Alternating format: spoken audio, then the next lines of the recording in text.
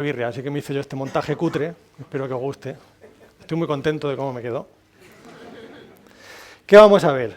Pues primero vamos a explicar un poco qué es el código genético, o sea, por qué código. Nosotros hablamos de código, los biólogos hablan de código, en qué se parecen. Luego, cómo hace la naturaleza un pull request. Revisión de código, vamos a revisar el código de la naturaleza. ¿Vale? El código genético vamos a revisarlo desde el punto de vista de un humano desarrollador. Y, por fin, algunas lecciones que vamos a extraer de todo esto. Entonces, yo soy Alex Fernández, alias Papucho, para mi hija. Soy un desarrollador de JavaScript ya bastante viejo, como veis, soy una espalda plateada en términos de gorilas. Tengo más de 20 años de experiencia. Primero estuve en bancos y empresas de telecomunicación y luego pues estuve en startups. ¿Vale? Ya todo fue maravilloso y aquí estoy pues millonario. Ahora estoy en Mastodon, también estoy en Twitter sin la segunda arroba. Y vamos a ver, vamos a empezar con el código, ¿vale? Vamos a hablar de código genético. Pues esto es un gen. Esto es todo lo que tenemos dentro, que es un gen. Uno de los 20.000 que se supone que tenemos los seres humanos. Cada gen tiene un exón, un intrón y un exón. Esto es muy curioso, ¿vale? Porque primero tenemos aquí el ADN, que es como la ROM, lo que sería antiguamente la ROM de un ordenador. ¿Por qué? Pues porque esto es inmutable, supuestamente esto se queda aquí y no se usa para trabajar. Para trabajo tienes que copiarlo en la RAM, que más o menos sería el ARN mensajero, ¿vale? Que es lo siguiente. Esto sonará de las vacunas de mRNA, que son las de Pfizer, etcétera, etcétera. Pues este es el ARN mensajero. Y después se transfiere a aminoácidos y con esto se componen las proteínas que llevamos dentro. Entonces, como veis, es un código. ¿Cómo se traduce? Pues mirad, esto es un par de bases que son 2 bits, puedes elegir entre A, C, G, T, y se parea con otra base complementaria por el otro lado. Esto hace que sea súper estable, súper robusto. Como decía ayer María, puedes encontrar código genético de hace 2 millones de años que está básicamente intacto. Y cada 3 pares de base son un aminoácido. Entonces, los bytes, lo que sería un byte en el código genético, son más bien 6 bits, ¿vale? Porque cada par son, a elegir entre 4 cosas, 2 bits, pues multiplicado por 3, 6 bits. Entonces, los bytes son 6 bits, que nos da un rango entre 0 a 63. ¿Y esto cómo se traduce? Pues se traduce en 3 aminoácidos, o sea, perdón, 3 nucleótidos y un aminoácido. Entonces, eliges primero, por ejemplo, U, luego U, y luego U, te sale este aminoácido de aquí, ¿vale? Al final tenemos dentro 22 aminoácidos. Esto hace que hay 64 elecciones, 22 aminoácidos, hay un montón de repeticiones. Es más, muchas veces el último nucleótido no importa mucho, ¿vale? Da igual cuál sea. Entonces, esto hace que es una protección para empezar contra mutaciones. Si se nos cambia de repente este último nucleótido uno por otro, si se nos truca uno por otro, el resultado es el mismo. Entonces, esto hace que sea bastante robusto. Y, esto es una cosa súper chula, cuando el proceso de transferencia, no sé si habéis visto algún vídeo de estos, levantad la mano los que habéis visto vídeos de estos, a mí me flipan de maquinitas de estas internas. Este es el proceso de transcripción, ¿vale? Voy a pasarlo un poco. Aquí veis que está entrando el código genético, ¿vale? Hay unas cositas dentro que son las que traducen de código genético de los 3 nucleótidos, de las 3 bases, a un aminoácido y va montando por aquí, que son estas cacharras, y va montando por aquí la proteína, ¿vale? Cuando está lista, la suelta. ¿Y qué hace con ella? Vamos a verlo ahora después, ¿vale? Esto es en tiempo real cómo se fabrican las proteínas dentro del cuerpo. No es una cámara que tengamos, es una simulación, pero está hecho en tiempo real, ¿vale? Bueno, pues más o menos habéis visto lo que es el código genético, ¿vale? Así por encima. Vamos a ver cómo se hacen los pull requests. Pues nosotros, para los que no seáis desarrolladores o desarrolladoras, en desarrollo lo que hacemos es que tienes el código por aquí, te haces una copia, haces aquí tus cambios, ¿vale? Lo pruebas, etcétera, etcétera, y luego lo mergeas. Y aquí le dices a alguien, oye, revísame el código, mira a ver si está bien, y ya lo juntas con el resto, ¿vale? Así como trabajamos normalmente. Pero claro, la naturaleza no tiene así revisores, ¿no? O sí los tiene. ¿Qué decir? A ver, si no, imaginaros lo que sería. De repente llega un gen por ahí y se te integra en el tuyo. Entonces tienes que tener algún tipo de protección. Pero al mismo tiempo sabemos que hay cosas como retrovirus que te inyectan su código genético, lo dejan dentro de tus células y ahí se queda. Entonces, no siempre funciona bien. Vamos a ver algunos mecanismos. Por ejemplo, aquí entre bacterias, esto se llama conjugación. Esto lo he censurado porque no se permiten materiales sexuales en la conferencia. Y esto me parece un poco fuerte, así que por si acaso lo he censurado. Entonces, llega una bacteria, le enchufa el pilus a otra bacteria y... Eso no es lenguaje sexual, espero. Es un pilus. Y le pasa esto que se llama un plásmido. Esto es un trocito, un gen aparte que tienen algunas bacterias que le da a lo mejor resistencia específica a un antibiótico o para que resista bien en un ambiente muy salino, ¿vale? Entonces, los plásmidos son cosas que tienen las bacterias que se deshacen de ellos cuando no los necesitan. Y se lo pasan entre sí, unas a otras. Entonces, es en realidad un mecanismo de pull request. Este llega, le dice, oye, te voy a hacer un pull request, y este dice, bueno, venga, vale, me viene bien, se lo enchufa, le transfiere el plásmido y ya tenemos el plásmido aquí, ¿vale? Por supuesto, hay un montón de controles para que no sea cualquier bacteria la que se lo enchufa. Y también hay mecanismos para luego librarse de ellos. El problema es que aquí no os puedo explicar mucho, primero porque no tengo ni idea, pero segundo porque los propios biólogos no lo tienen muy claro cómo funcionan todo esto, ¿vale? Son mecanismos muy complejos y tampoco lo saben muy bien, pero sí saben que se protege. Luego hay transferencia horizontal entre genes, no solo entre especies, sino entre reinos distintos. ¿Sabéis lo que es una arquea? Levantad la mano los que sepáis que es una arquea. ¿Nadie? ¿En serio? Pues hay 3 reinos. Unos son bacterias, que son estos, eucariotas, que somos todos, eucariotas, unos más que otros, y luego arqueas, que son otro reino, que son parecidos a las bacterias, normalmente se juntan, pero no son exactamente lo mismo. Pues podéis ver que hay transferencia de genes entre bacterias y arqueas, entre arqueas y eucariotas, etcétera, etcétera. Algunos de estos procesos los conocemos bien, por ejemplo, la mitocondria es una especie de bacteria pequeñita que tenemos todos en nuestras células, que se integró en algún momento, no se sabe cuándo. Lo que explica alguna gente es, había una arquea, se tragó una bacteria y se generó la eucariota a partir de ahí, ¿vale? Y eso fue una transferencia de genes, en realidad. Y eso lo tenemos todo dentro, esa especie de bacterias pequeñitas, y son las fábricas de energía del organismo.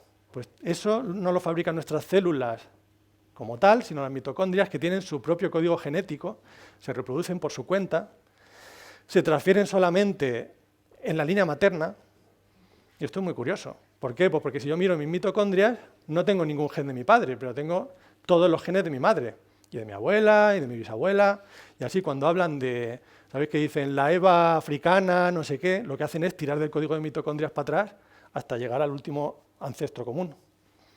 Puedes hacer lo mismo en hombres con el gen Y, ¿vale? Ahí sí que tengo solamente el de mi padre. Pues bien, esto es otro mecanismo de transferencia horizontal, pero tampoco sabemos muy bien cómo funciona en muchos casos. Sí sabemos, por ejemplo, que los bacteriófagos funcionan como si fueran un pincho USB para las bacterias. Entonces, está demostrado que las bacterias, normalmente siempre pensamos, el bacteriófago, un virus, infecta una bacteria, mata a la bacteria, ¿verdad? Se acabó la historia, es un enemigo, pero resulta que no, que han investigado. Ahí tienes una referencia, por cierto. La presentación está en slides.com/alexfernández, está el enlace al principio y la voy a publicar luego también. Por si os interesa meteros y verlo, entonces estos investigadores dijeron, vamos a ver cuánto sobreviven las bacterias por sí solas y cuánto sobreviven con bacteriófagos. Lógicamente tendrá que ser menos con bacteriófagos porque se las comen, ¿no? Pues no. Resulta que viven más tiempo. Y se ha descubierto también que sirven como almacén genético de genes que la bacteria en un momento dado no necesita, lo echa para afuera, lo mantiene el virus dentro y luego se lo inyecta a otra y le da resistencia contra alguna otra cosa. Y se supone también que un bacteriófago en un momento dado puede infectar a otro tipo de bacteria distinta, pues ya tenemos transferencia horizontal de genes. ¿Vale? Pues, ¿y cómo se aceptan los pull requests? Pues que te infecta un bacteriófago, ¿cómo lo compruebas? Si ese gen es bueno o no es bueno.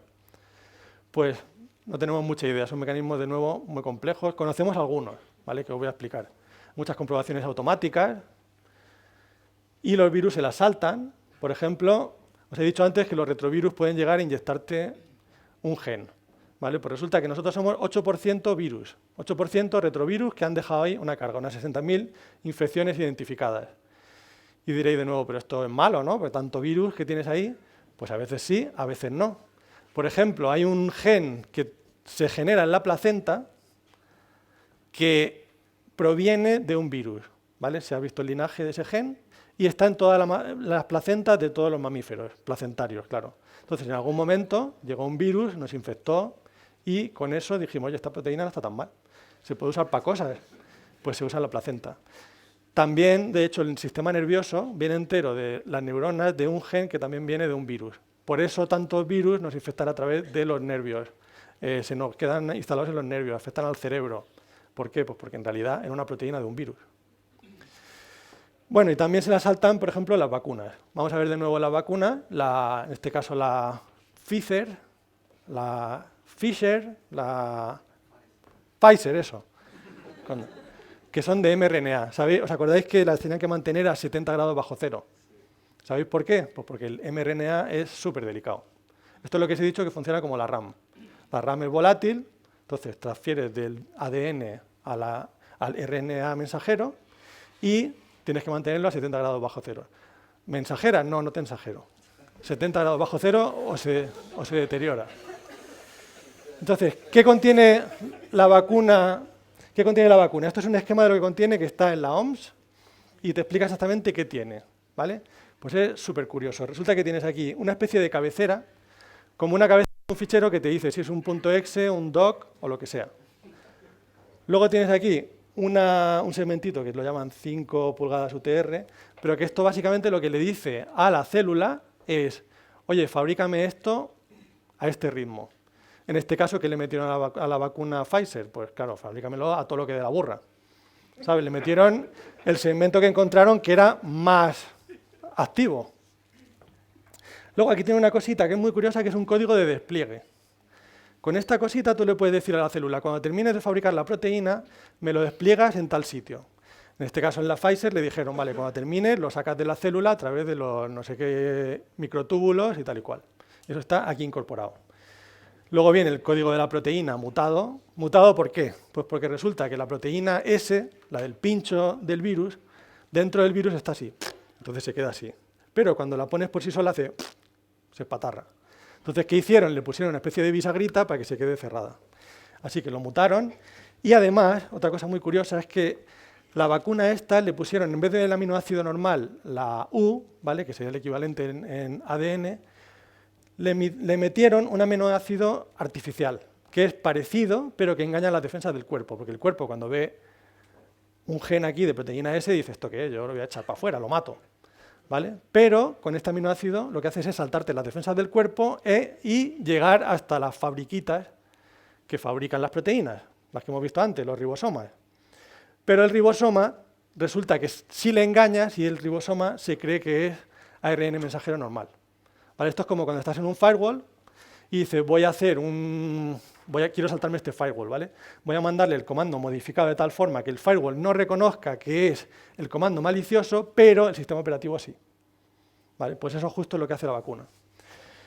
Y a continuación, pues lo que os digo, ¿vale? Metadatos para que las proteínas salgan de la célula y la proteína modificada. Luego el cierre y muchas seguidas para completar el gen. Tú le enchufas esto a una célula de humano y el humano dice, va a producir aquí proteínas S que me voy a poner a gusto, ¿vale? Y entonces el cuerpo luego las ve, las detecta y genera anticuerpos y ya está vacunado. O sea que, como veis, es una cosa de tecnología acojonante lo que tiene detrás la vacuna. Bueno, pues entonces ahora vamos a hacer revisión de código del código genético, pues como haríamos con un pull request cualquiera, ¿vale? El proceso normalmente es que hay un autor, editores varios, y entonces produces la obra. ¿Cómo va a funcionar esto? Nosotros vamos a aplicar nuestros criterios al código genético, ¿vale? ¿Qué criterios? Pues primero, limpieza de código, que el código sea limpio, que se entienda, eliminar duplicados, que no tenga código repetido 80 veces, la típica programación por copy-paste, que sea modular, ¿vale? Que cada parte haga una cosa, resiliente, esto incluye que tenga test, que sea robusto si hay un error, y por último, compatibilidad hacia atrás, ¿vale? Que no te saque de repente una versión que haga otra cosa distinta. Y vamos a puntuar a la naturaleza, porque somos así de chulos en cada uno de los aspectos, y ver qué nos sale. Primero, limpieza de código. ¿Cómo lo evaluamos esto? Pues esto es como si tienes un programa y lo compilas, ¿vale? Lo que te hace es generarte unos numeritos, que son el código máquina al final, que es lo que se ejecuta. Pero eso es para las máquinas. Nosotros tenemos un código, ¿no?, que es para humanos. Y lo que miramos es el legible, se entiende, para qué sirve.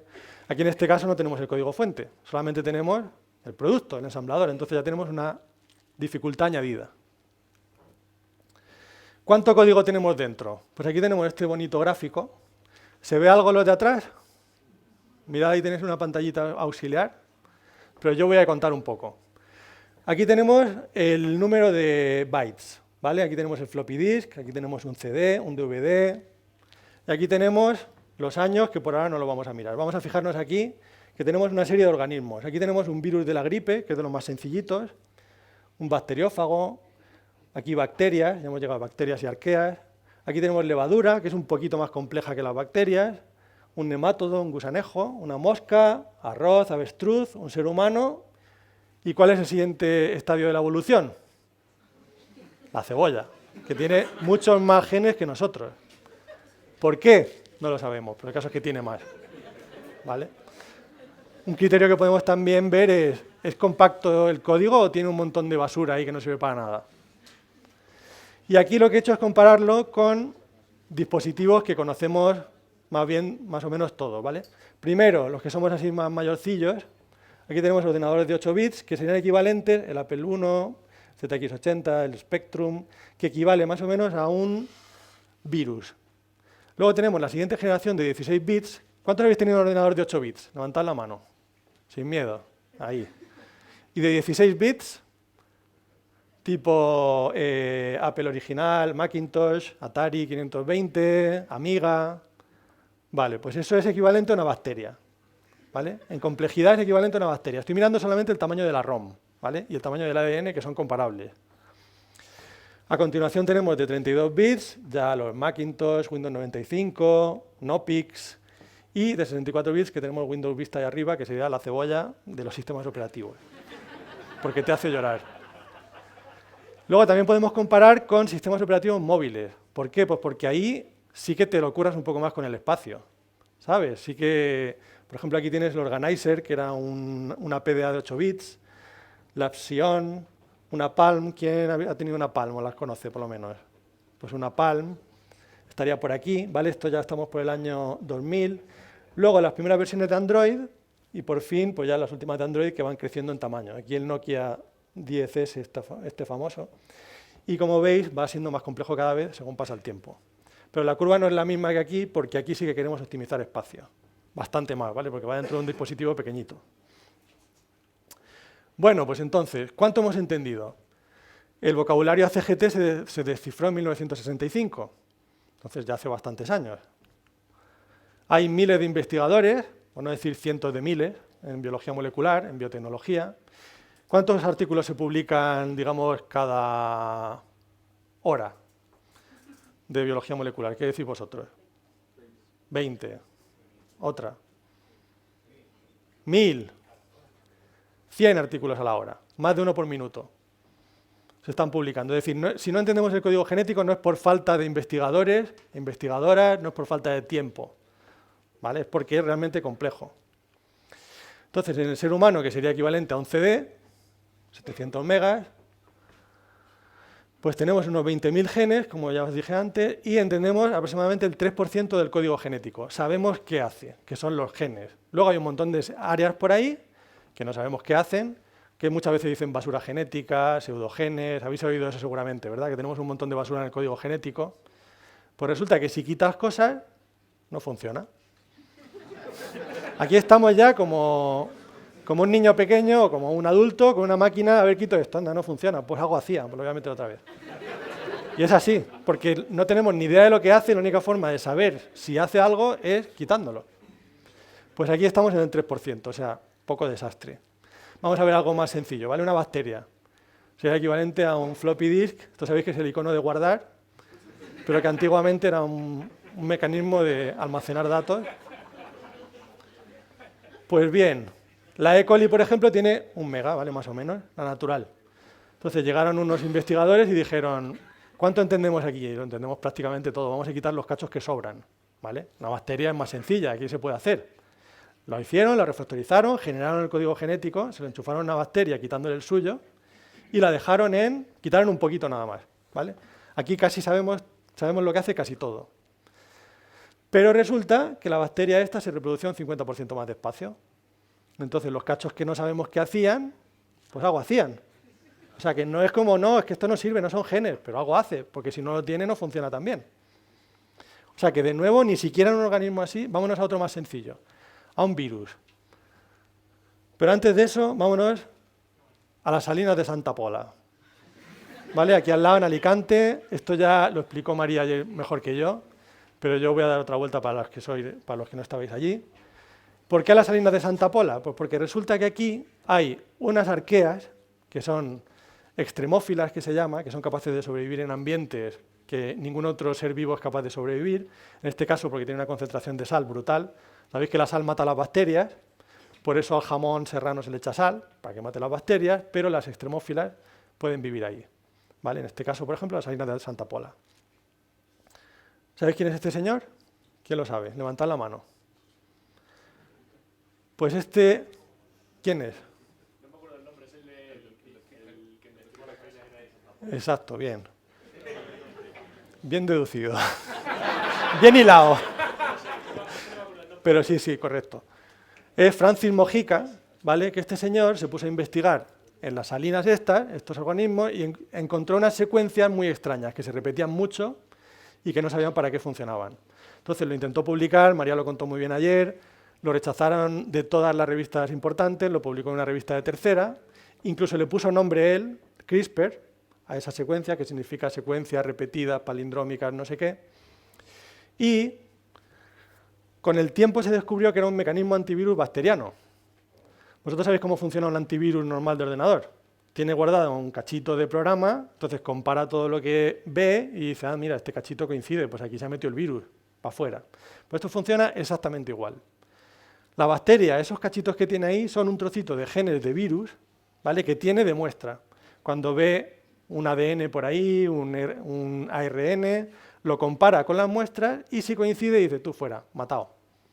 Se lo come. ¿Vale? ¿Y cómo lo hace? Pues cuando ve una bacteria, cuando ve un virus, la bacteria, le quita un cachito y dice, esto me lo guardo para mí como muestra. ¿Con qué le quita el cachito? Con el CRISPR, que son una especie de tijeras moleculares. Lo que pillan es exactamente 5 bytes más o menos de muestra del virus y se lo guarda. Y tiene una caché de los últimos virus que ha visto, de los últimos 12 virus más o menos que ha visto. ¿Vale? Si coincide con alguna de las secuencias, se lo mata. Entonces, luego llegaron, ¿estas sabéis quiénes son? Estas son las premios Nobel de 2020, Charpentier y Doudna, que fueron las que inventaron cómo usar esas tijeras moleculares para cosas útiles para nosotros. Por ejemplo, pues terapias génicas. Tienes un gen chungo, le dices, oye, corta por aquí, sacas el cacho de gen y le metes otro gen bueno. ¿Vale? Entonces se llevaron el premio Nobel de forma muy merecida, pero lo que decía María ayer, qué pena que no le dieran el Nobel también a Mojica, que fue el que descubrió el CRISPR en primer lugar, ¿vale? El que hizo la investigación básica de encontrar esas secuencias. Pues por desgracia no pudo ser, y esto equivale a lo que nosotros llamaríamos parches binarios. ¿Vale? Tienes algo corriendo por ahí, le pones un parche binario, cambias una secuencia por otra en tiempo de ejecución. Pues esto estaba en la bacteria, en la arquea, para ser exactos. Entonces era otra cosa que no se sabía qué hacía hasta que de repente se descubrió. Y descubrieron un mundo nuevo dentro del genoma de una arquea que estaba por ahí perdida. ¿Vale? Entonces, ¿cuántas más cosas no habrá en el genoma, por ejemplo, de un ser humano, dentro de ese 97% que no conocemos, que algo hace? ¿Vale? Vámonos a un virus que es algo más sencillo. ¿Sabéis qué es esto? Un Pong, una consola Pong, la de las palas, el juego de las palas aquí en España. ¿Y esto? ¿Quién lo sabe? ¿No? Este es el ordenador del Apolo 11, ¿vale? Que tenía... el virus tiene 8K, pero esto es la ROM. Esto tenía aproximadamente 8K de ROM y esto tenía bastante más, tenía como 20. Lo que pasa es que la gente dice 4K que no llevaron a la Luna porque los 4K son de RAM.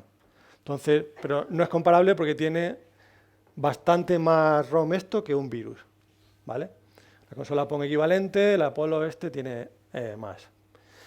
COVID-19, que es un virus muy bien estudiado, tiene 7,5 bytes de código genético. Entonces, bueno, aquí sabremos todo lo que hace, ¿no? Esto ya es muchísimo más pequeño que un megabyte, más pequeño que un CD. Pues no, aquí sabemos que tiene 29 genes, pero sabemos lo que hace el 90%. En el artículo ese ponen como muy contentos, sabemos lo que hace el 90% del virus. Pero claro, yo que voy a rascar digo, pero no sabéis lo que hace, no sabemos lo que hace el 10%. Y a mí me flipa, porque tiene 29 proteínas. O sea, no es muy complicado. Pues no sabemos lo que hace todo. Así que, por ejemplo, este juego, un juego del BBC Micro, que es un juego de 8 bits, lo desensambló aquí un señor, Mark Moxon, y lo desensambló entero, y sabe lo que hace cada uno de los bytes. Si te lo explica en un artículo súper chulo, te explica lo que hace todo. Entonces, ¿qué le tenemos que dar a la naturaleza? A ver, también es verdad que es el código para un ordenador que no entendemos, ¿vale? No tenemos el ordenador fabricado por nadie, se fabrica con el mismo código genético. Tiene 4.000 millones de años de historia, acumulando cosas. Y es un código que se modifica a sí mismo, que sabéis que probablemente los programadores más viejuner sabéis que el código que se modifica a sí mismo es el más infernal, de depurar, de todo. ¿Hay más cosas dentro del código genético? ¿O el paradigma de 3 pares de bases, un aminoácido que he dicho al principio es todo lo que hay? Pues seguramente haya muchos más mecanismos por ahí que no conocemos. Total, le damos la puntuación de 1 sobre 10, 1, porque la legibilidad del código, fatal. Vamos a pasar a lo siguiente, eliminación de duplicados. A ver si os suena esto, ¿vale? Esto es la raíz de todos los males. Tienes una función que hace una cosa. Bueno, ¿cuántos desarrolláis aquí, para empezar? Muy bien, mayoría. Pues entonces, mis panas. Tienes una función que hace una historia, ¿vale? Lo duplicas. Ya tienes dos funciones que son iguales, porque por lo que sea dice, bueno, ¿por qué voy a usar la misma función? La copio aquí. ¿Y qué pasa? Que luego quieres modificar una y se te olvidan las otras 17 que tienes por ahí perdidas, ¿vale? Pues eliminación de duplicados. Tiene muchos duplicados el código genético, duplica código, no duplica código, programa con copy-paste o no. Pues vamos a verlo. Cuando se pone, fijaos lo que puede hacer, lo que es capaz de hacer. Estos son genes de mamíferos, ¿vale? Por ejemplo, este espacio es 91K, esto 4K, kilobases, estos no son kilobytes. Y los pájaros resulta que tienen aproximadamente la mitad. ¿Por qué? Pues porque cuando eres un pájaro, el tamaño del código genético importa mucho, ¿vale? ¿Por qué importa? Vamos a verlo. Tiene aproximadamente la tercera parte del código genético que los mamíferos. Entonces tú dirás, los mamíferos somos muy poco eficientes. No, porque los murciélagos, que también son mamíferos, pero que vuelan, vemos una reducción equivalente del código genético. ¿Vale? Pues a ver, lo que dicen los expertos es que el metabolismo depende del tamaño de ADN, etcétera, etcétera, pero a ver, yo lo he calculado y ADN más ARN son el 5% de nuestro peso. Entonces, si te quitas el 5% del peso, oye, pues para volar, 5% nuestro a lo mejor no es mucho, pero si eres un pájaro que ya pesas la tercera parte, pues entonces ya el 5% se convierte en un 15% de peso. Entonces ahí digamos que tienes en cualquier caso lo importante es que tienes un aliciente para reducir código, para quitar duplicados, para quitar cosas que no se usan, ¿vale? Otro ejemplo que ya hemos visto es el de la bacteria, ¿vale? La bacteria se duplica duplicando el ARN, o sea, el ADN que tiene dentro.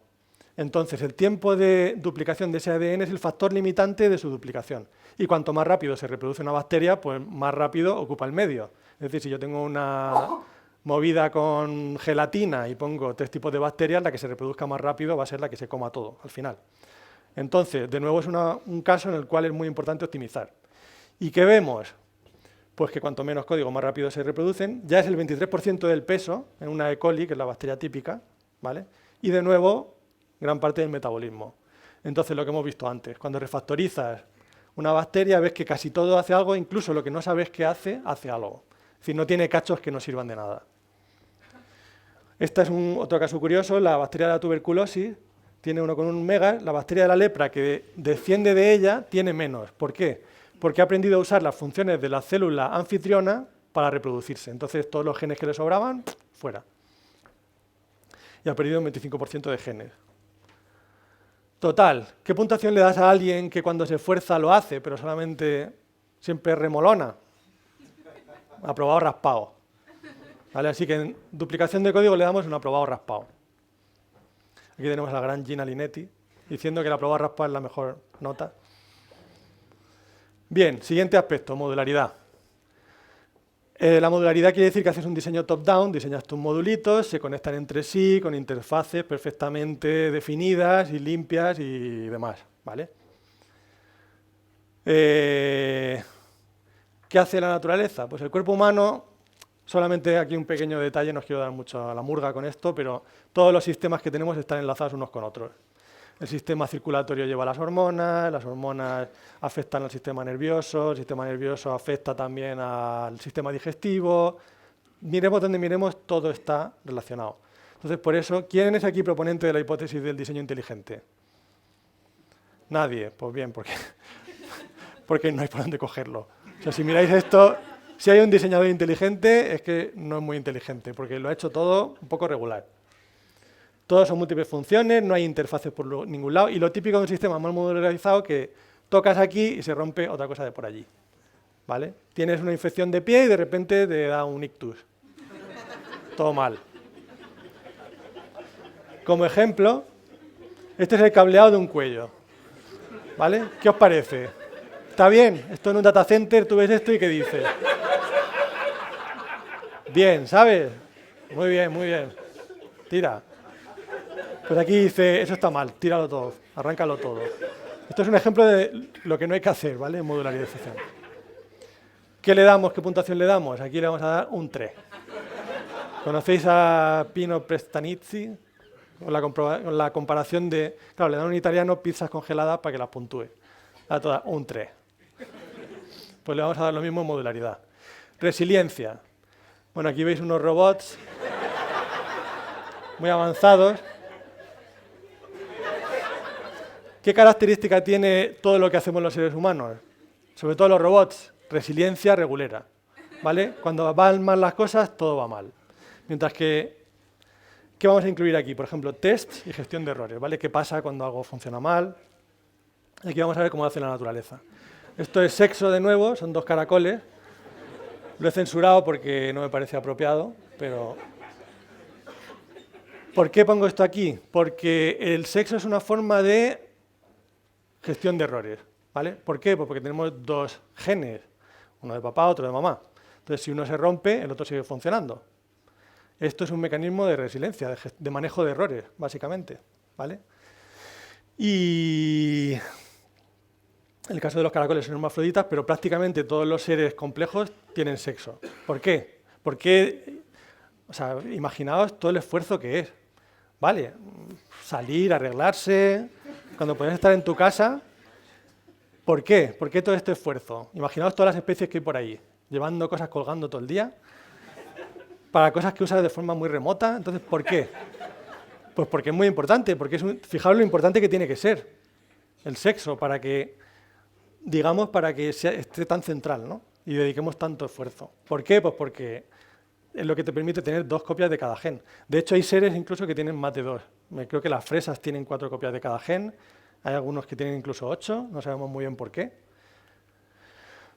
¿Qué más corrección de errores hay? Pues fijaros, cuando está duplicándose el código genético, esto es como si estuvieras haciendo punto.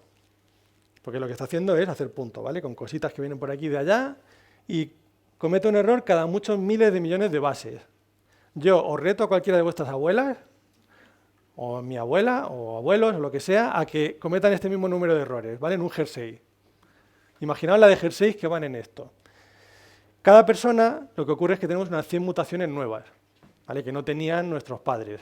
Entre 100 y 200 mutaciones nuevas. Y la mayoría de ellas no son perjudiciales gracias a que tiene 2 copias del mismo gen. Pero hay trozos que son esenciales, por ejemplo, las histonas H3 y H4. Y aquí si miramos el número de mutaciones son 0. Esto de entre el ratón y un ser humano tenemos exactamente el mismo gen. No ha cambiado nada. Entonces aquí hay mecanismos adicionales que se aseguran de que no tienen absolutamente ningún error en la duplicación. ¿Vale? Se han mantenido igual durante cientos de millones de años. Hay otros ejemplos, por ejemplo, estos genes, los HOX, se conservan entre la mosca y el ratón, prácticamente iguales. Y son los que organizan, es un poco como código de despliegue en realidad, ¿vale? Porque te dice dónde va cada parte del cuerpo. Fijaos que aquí, estas cositas dicen, vale, aquí la cabeza, en la larva, aquí el tronco, el tórax y aquí el culo. Pues aquí igual. El ratón, fijaos que es muy parecido, ¿vale? Separados por cientos de millones de años. Entonces hay áreas del código genético donde se pone especial atención en que no se modifiquen. Y luego además hay monitorización activa. En resiliencia, tú cuando quieres que un sistema funcione bien, pues tienes monitorización activa. ¿Qué hacen estas células, las Natural Killer Cell, que tienen un nombre guapísimo? Pues que van a cada célula de tu cuerpo y le preguntan cada poco, se encuentran en una célula y dicen, oye, ¿tú qué estás fabricando? Y la célula tiene que mostrarle un cachito de la proteína que está fabricando en este momento. Esto es literal, ¿eh? No me lo estoy inventando. Esto es parte de cómo funciona el sistema inmune. Y si la Natural Killer Cell esta, si la célula, que es un tipo de glóbulo blanco, si ve que no le gusta, que parece de virus o que parece canceroso, mata a la célula directamente. ¿Vale? Se la carga. Si no produce nada y no le da nada, también se la carga. Entonces, cualquier problema interno que tenga la célula, se la carga. Y son estos glóbulos blancos los que lo hacen. ¿Cómo saben lo que es virus y lo que no? Bueno, ahí tienen un proceso de entrenamiento súper complejo, que no me voy a meter, pero que es súper interesante, ¿vale? Por el cual se entrenan para reconocer qué es tejido de persona y qué no es tejido de persona. Por si hay una infección de virus o de bacteria, que empiezan a producir otras proteínas distintas, reconocerlo y decir esto fuera. Así que, ¿qué le damos en...? Bueno, no le he puesto la puntuación, maldita sea. Se me ha olvidado. Bueno, luego lo vamos a ver. Y ahora vamos a ver el último criterio, que es compatibilidad hacia atrás, que tenemos aquí a Sir Richard Attenborough. La verdad es que está haciendo unas cosas muy raras, no sé lo que son. No le he censurado porque David Attenborough, si fuera cualquier otra persona lo habría censurado, porque no sé lo que es, pero me suena a sexo y violencia. Y las dos cosas están prohibidas, ¿vale? Por cierto, quiero desde aquí a Jimena, que va a dar una charla sobre cómo hacer tu juguete sexual, mis dieces que lo has colado. Se ha pasado el código de conducta, bueno, en fin. Compatibilidad Z, no tiene nada que ver la imagen, pero me hacía mucha gracia y tenía que ponerla. Entonces, algunas cifras. Aquí, fijaros esta secuencia. Windows Vista, Windows 7, 8 y 10. ¿Qué falta aquí? El 9. ¿Y por qué falta el 9? ¿Lo sabéis? ¿No? ¿Y por qué este tío ahora saca este tema? ¿Qué tiene que ver con qué? Pues tiene que ver con compatibilidad hacia atrás. Fijaos, en la comprobación de versiones de programas súper antiguos, de esta era, de Windows 95 y Windows 98, decía, si la versión empieza con Windows 9, es que Windows 95 o Windows 98. Así que hacían una cosa especial para estas dos versiones. Entonces Microsoft lo probó y dijo, oye, Windows 9 no funciona. ¿Por qué? Porque hay programas que petan. ¿Por qué? Por esto. Así que pasaron a la 10 directamente. Y esto es uno de los ejemplos mejores de compatibilidad hacia atrás en la industria. ¿Vale? Gente que se preocupa por programas de hace más de 20 años. Una PlayStation, a lo mejor, un juego de hace 15 años no te funciona. La naturaleza, ¿qué tal lo hace aquí? Pues vamos a ver. Esta es la tabla de traducción, lo que hemos visto antes, ¿vale? De nucleótidos, aminoácidos. Esto es en diversas variantes que hay, que son las mitocondrias sobre todo, que funcionan un poco distinto algunas, pero veis que básicamente es exactamente lo mismo en todos los seres vivos, desde la arquea más remota hasta la cebolla más compleja del mundo. Entonces, 4.000 millones de años de compatibilidad hacia atrás del código genético. Pues aquí lo siento, pero tenemos que darle un 10. Bien, muy bien. Inmejorable. No nos podemos acercar nadie. De nuevo, Sir David Attenborough, encontré la otra imagen buscando esta. Puntuación final. Modularidad no lo hemos dicho, pero le damos, un 3. Y resiliencia un 7, ¿vale? Que lo hace bastante bien. Entonces, al final de media le damos un 6 al código genético. Creo que lo hace bastante bien.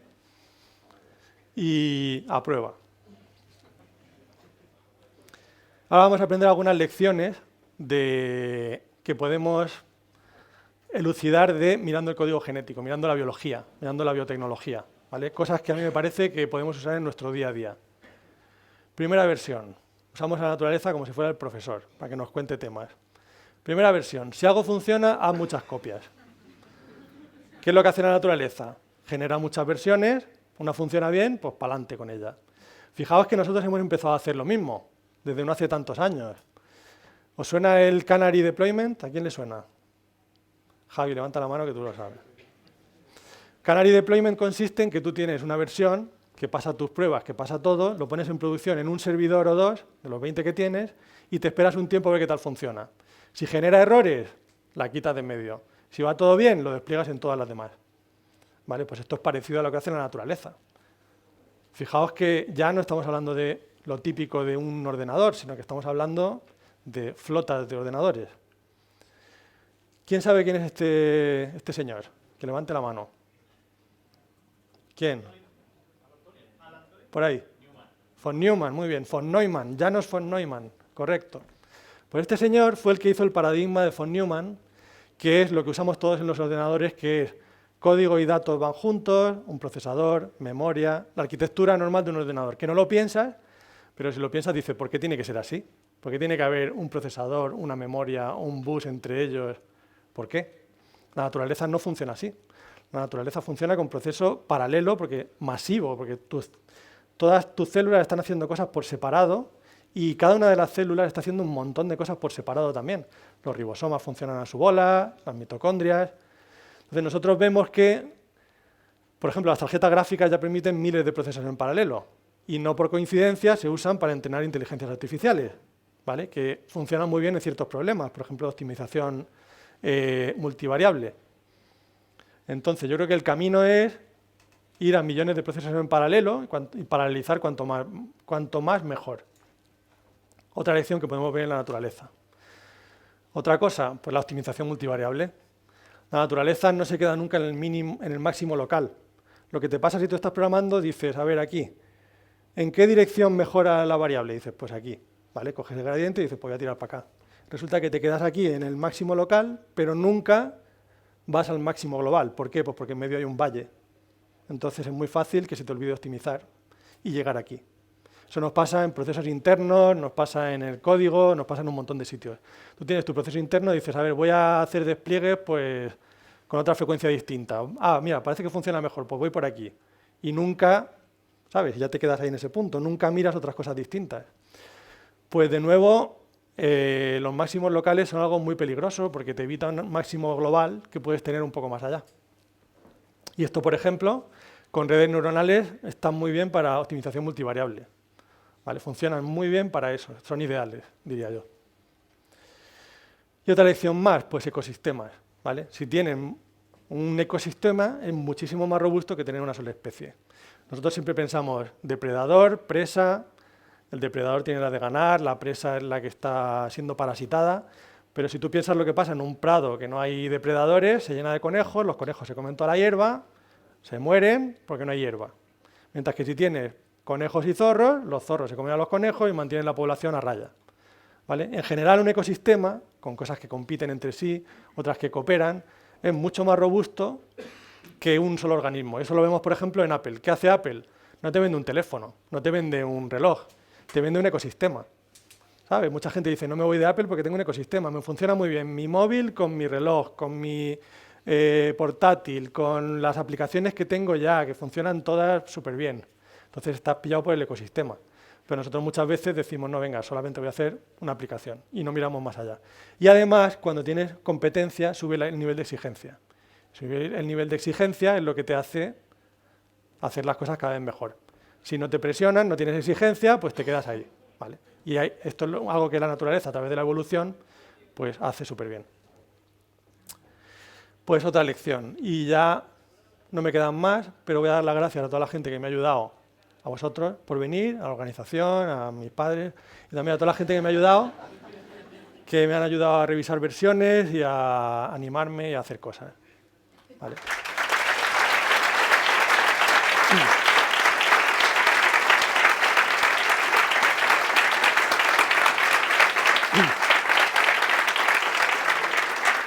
Muchas gracias.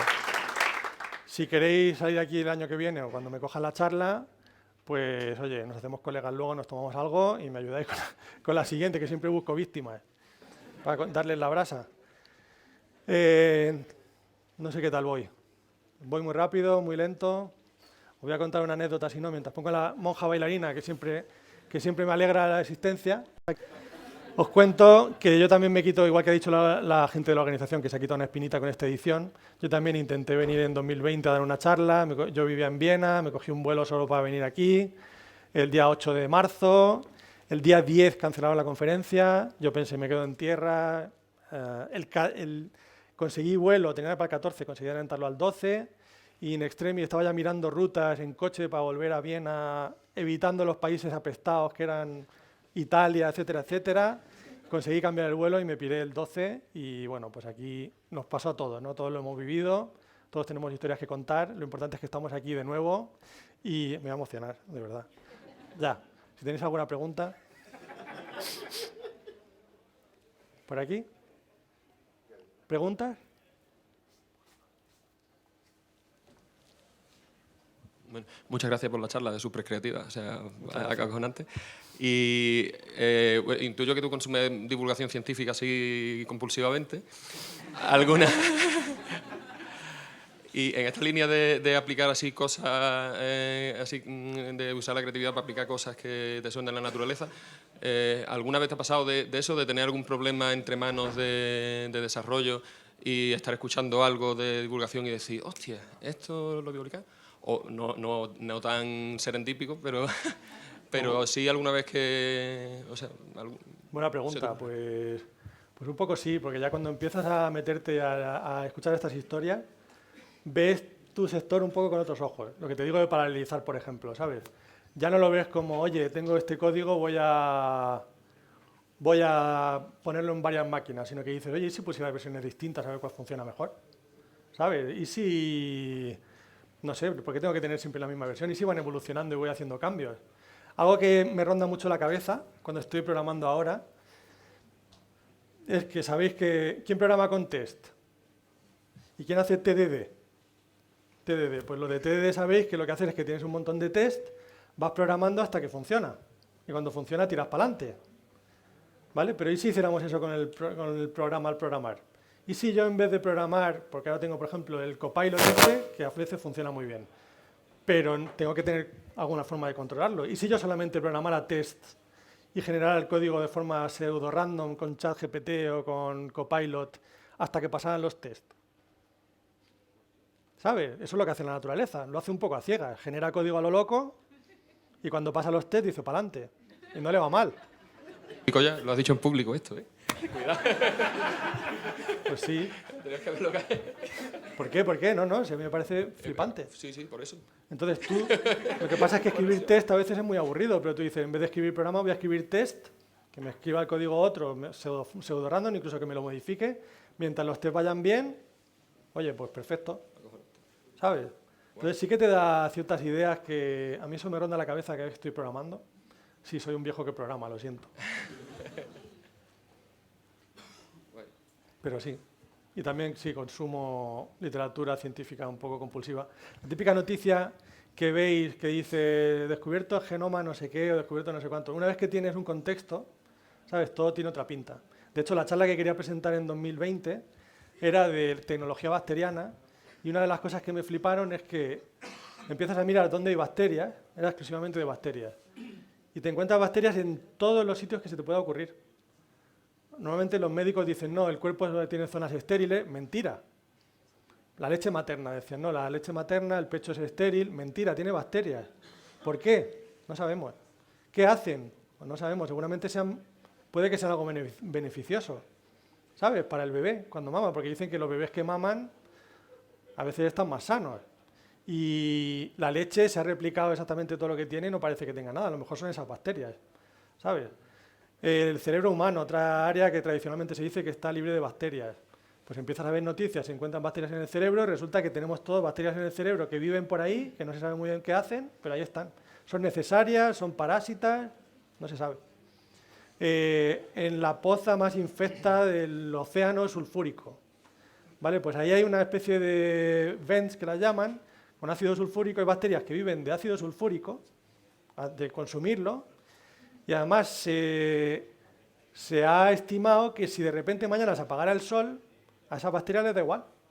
Viven de ácido sulfúrico que sale de una poza, ¿sabes? En el fondo del océano, le da igual que todo se congele, van a estar ahí vivas durante miles de años aunque el sol se congele, aunque el sol desaparezca. En el espacio, se han encontrado bacterias en el espacio, en la Estación Espacial Internacional hay cachos de gen que se han encontrado. Son bacterias que están ahí, cómo han llegado ahí, han volado, sobreviven. Es flipante. En Marte, esto ya lo tengo que soltar porque lo tenía para la otra charla. ¿Qué sería si se encontrara vida en Marte? Saldrían todas las noticias, ¿no? Pues cuando fue una de las sondas Mariner encontró todos los signos de vida, excepto uno. Y ese uno era que no generaba no sé qué historia. Entonces los científicos dijeron, pero esto puede ser si en el suelo hay peróxidos, aunque hubiera bacterias, no generarían esa historia. Vamos a investigar. Pues ni caso. Nadie quiso dar la... Digamos, fueron prudentes, ¿vale? Pero todo indica que hay bacterias en Marte. Entonces, otra cosa curiosa. ¿Cómo podríamos saber si tienen el mismo origen que las terrestres o no? Pues miramos la tabla de compatibilidad y si están usando la misma tabla de compatibilidad, es que son o de aquí o de allí. O nosotros venimos de allí, o ellos vienen de aquí, o venimos los dos de algún sitio común. ¿Vale? Pues nos falta solamente mandar una sonda que mire exactamente si hay ADN y que compruebe qué tipo de ADN es. En fin, te flipas. Yo me flipo muchísimo, perdonad. Vale, ya se ha acabado el turno de preguntas. Muchas gracias a todos. Muchas gracias.